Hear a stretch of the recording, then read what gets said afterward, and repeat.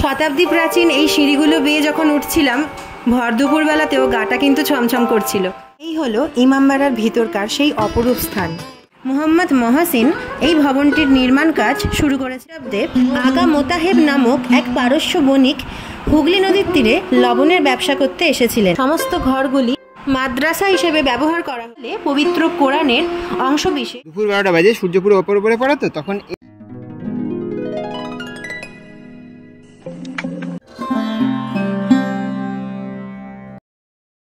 নমস্কার, আমার চ্যানেলের আরও একটি পর্বে তোমাদের সবাইকে স্বাগত। হুগলি জেলার ব্যান্ডেল শহরের দর্শনীয় স্থানগুলো তোমাদের ঘুরে ঘুরে দেখাচ্ছি। প্রতিটি পর্বে সেই স্থানগুলো সম্পর্কে যাবতীয় বিস্তারিত তথ্য এবং ইতিহাস তোমাদের সঙ্গে ভাগ করে নিচ্ছি। ব্যান্ডেল চার্চ থেকে বেরিয়ে আমরা চলেছি ইমামবাড়ার উদ্দেশ্যে। হুগলি ইমামবাড়া ভারতের পশ্চিমবঙ্গ রাজ্যের হুগলি জেলায় অবস্থিত শিয়া মুসলিম ইমামবাড়া ও মসজিদ। ইমামবাড়ার প্রবেশদ্বারের ওপরে বিশাল আকৃতির একটি ঘড়ি রয়েছে, আর এই ঘড়ির জন্য ইমামবাড়াটি বিখ্যাত। ইমামবাড়ার প্রবেশ মূল্য মাত্র 10 টাকা। নভেম্বর, ডিসেম্বর, জানুয়ারি, ফেব্রুয়ারি সকাল 8টা থেকে বিকেল 5টা পর্যন্ত খোলা থাকে, আর বাকি মাসগুলোর জন্য সকাল 8টা থেকে বিকেল 5:30 পর্যন্ত খোলা থাকে ইমামবাড়া। এই প্রাচীন ইমামবাড়ার ইতিহাস সম্পর্কে কিছু কথা চলো জেনে নিই।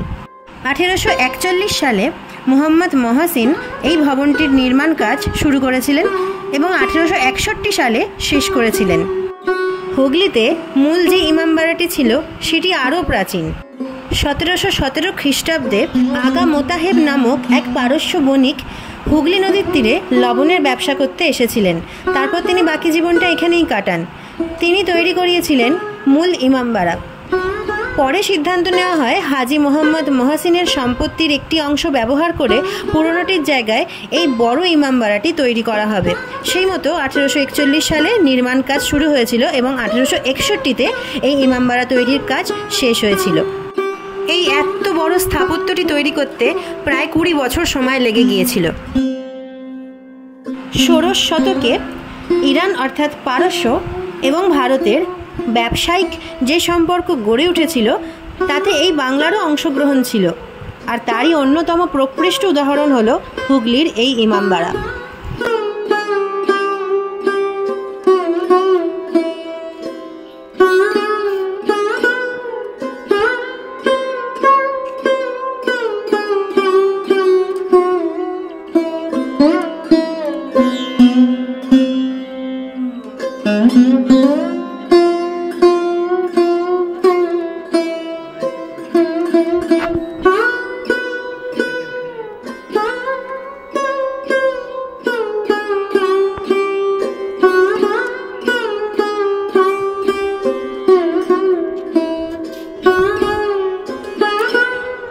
ভিতরে ঢুকেই সুবিশাল এক ঝর্ণা রয়েছে, আর এই ঝর্ণার নাম হলো বিবিখানা। এই ঝর্ণার দুপাশে দুতলা বিশিষ্ট বিশাল করিডোর আছে, আর এই সমস্ত ঘরগুলি মাদ্রাসা হিসেবে ব্যবহার করা হতো, যেখানে মুসলিম ছাত্রছাত্রীরা শিক্ষা গ্রহণ করতে আসতো।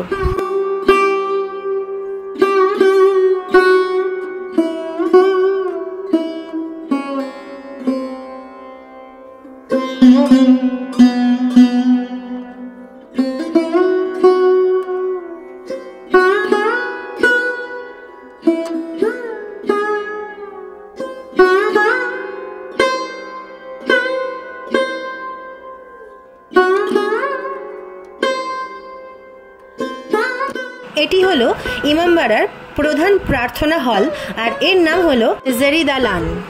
নামাজ ঘরের পাশেই তাজিয়া রাখা আছে।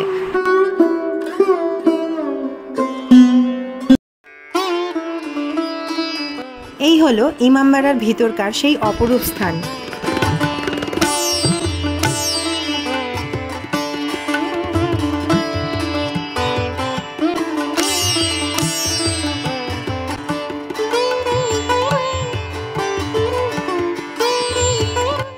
সূক্ষ্ম বেলজিয়াম গ্লাসের কারুকার্য করা ঝাড়বাতি দিয়ে পুরো এলাকাটা সজ্জিত।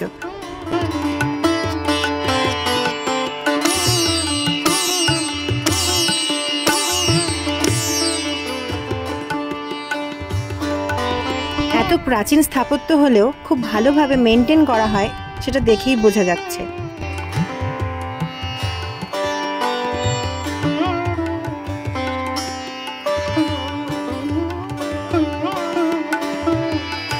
রং বেরঙের ঝাড়বাতিগুলো চোখকে স্নিগ্ধ অনুভূতি দেয়।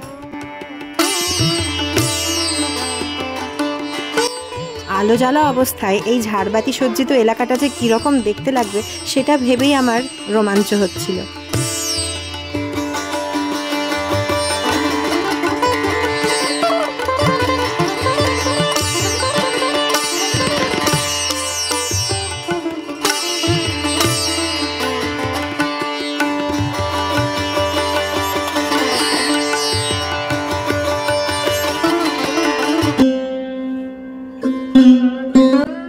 মসজিদ ও ইমামবাড়া কিন্তু এক জিনিস নয়।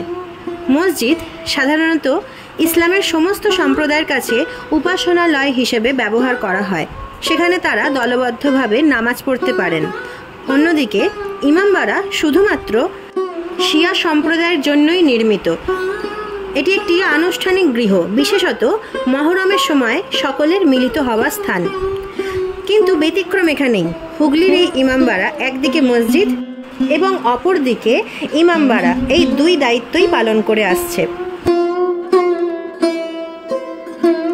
ক্লক টাওয়ারে যাওয়ার রাস্তা পুরুষ এবং মহিলার জন্য আলাদা আলাদা ভাগে বিভক্ত। মহিলাদের যাওয়ার রাস্তায় আমি এগিয়ে যাচ্ছি। প্রায় 150 ফুট উচ্চতার এই টাওয়ারের শীর্ষে পৌঁছাতে গেলে 152টি মতো সিঁড়ি আছে, যেগুলো পেরোতে হবে। টাওয়ারের গা দিয়ে এই সিঁড়িগুলো একটু গোল করে উঠতে হয়। এই এতগুলো সিঁড়ি পেরোচ্ছি শেষ হওয়ার নাম করছে না, তার উপর আমি রয়েছি একা। একটু যে ভয় ভয় করছিল না তা নয়। তো আমি যতক্ষণ উঠছি তোমরা এই ঘড়ি সম্পর্কে কিছু তথ্য জেনে নাও। এই ঘড়ির 2টি কাঁটা এবং 3টি ঘন্টা আছে। ঘন্টাগুলির উচ্চতা যথাক্রমে 3200 কেজি, 1600 কেজি এবং 1200 কেজি। ছোট ঘন্টাটি 15 মিনিট অন্তর অন্তর বাজে আর বড়টা 1 ঘন্টা অন্তর বাজে। ঘড়ির কাঁটা আধ ঘন্টা এগিয়ে নিতে প্রতি সপ্তাহে 2 জন লোকের প্রয়োজন হয়, কারণ এর চাবির ওজন হলো 20 কেজি। 1852 সালে 11,721 টাকায় সৈয়দ কেরামত আলী খাঁ লন্ডনের বিগ বেন থেকে এই ঘড়িটি কিনেছিলেন। কিছু বছর আগেও বিশ্বের দ্বিতীয় বৃহত্তম ঘড়ি হিসেবে এটিকে বিবেচনা করা হতো। সিঁড়ি দিয়ে উঠে আমি ইমামবাড়ার ছাদে এসে পৌঁছেছি, কিন্তু ছাদে এখন যেতে দেওয়া হয় না। আমি তোমাদেরকে এই ভিডিওটা দেখাচ্ছি ছাদের ভিতর থেকে। গ্রিলের ভিতর থেকে হাত গলিয়ে আমি ভিডিওটা করেছি। আগে এই ছাদে যেতে দেওয়া হতো, কিন্তু কোনো কারণে এখন ছাদের দরজা বন্ধ করে রাখা হয়, আর দর্শনার্থীরা সেই বন্ধ দরজার ভেতর থেকেই এই ছাদের উপরকার দৃশ্য উপভোগ করে।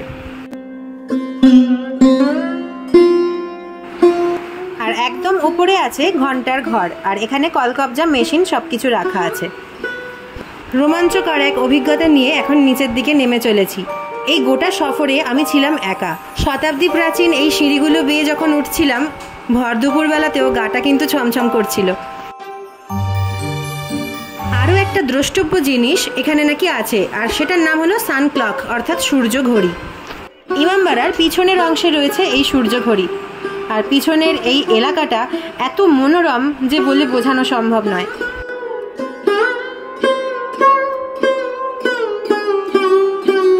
গঙ্গার তীরে বসে নৈসর্গিক দৃশ্য দেখতে দেখতেই কেটে যাবে ঘন্টার পর ঘন্টা। ইমামবাড়ার দেওয়ালে পবিত্র কোরআনের অংশবিশেষ খোদাই করা রয়েছে।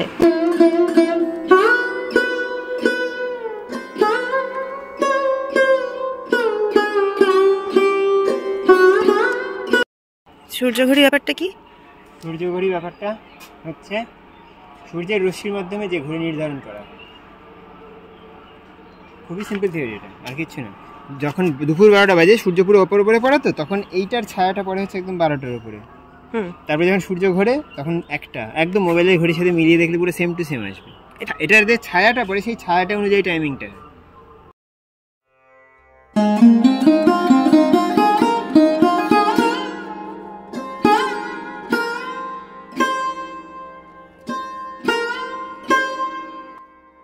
হুগলির ইমামবাড়া শান্তভাবে কিছুটা সময় কাটানোর জন্য দুর্দান্ত একটি জায়গা।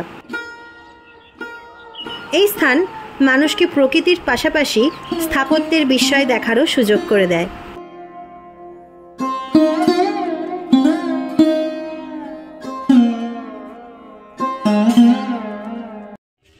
তো এই ছিল হুগলির ইমামবাড়ার সংক্ষিপ্ত ভিডিওটা কীরকম লাগলো কমেন্ট করে জানিও, আর ভালো লাগলে একটি লাইক, শেয়ার এবং সাবস্ক্রাইব করে আমার চ্যানেলের পাশে থেকো। দেখা হচ্ছে অন্য কোনো পর্বে, ততদিন ভালো থেকো, টাটা।